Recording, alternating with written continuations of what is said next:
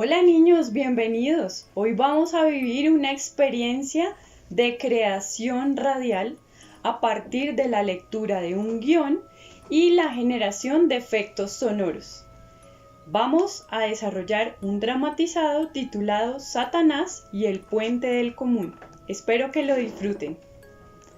Cuenta una antigua leyenda transmitida de generación en generación entre los cundinamarqueses que el famoso puente del común, ubicado entre Zipaquirá y Bogotá, fue construido por el mismísimo Satanás.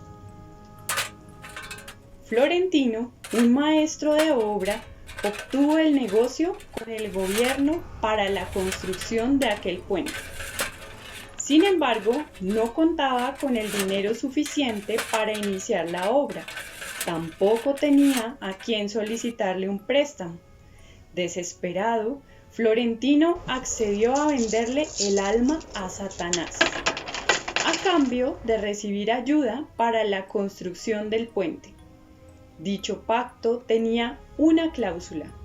Si el puente no estaba construido antes de que cantase el gallo, Satanás perdería cualquier derecho al alma de Florentino.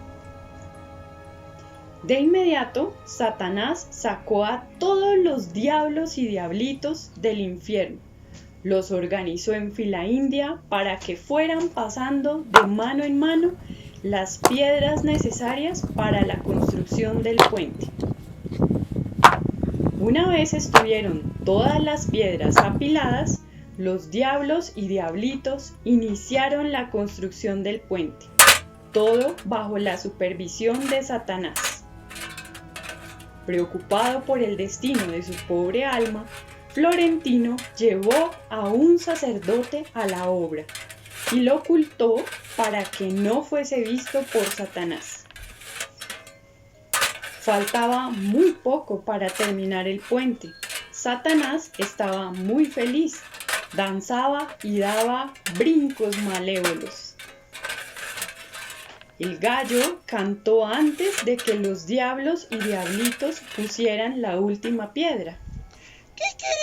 De inmediato, Florentino y el sacerdote salieron de los arbustos. El religioso se apresuró a bendecir el puente con agua bendita. Conmocionados, Satanás, junto con sus diablos y diablitos, cayeron de cabeza al río.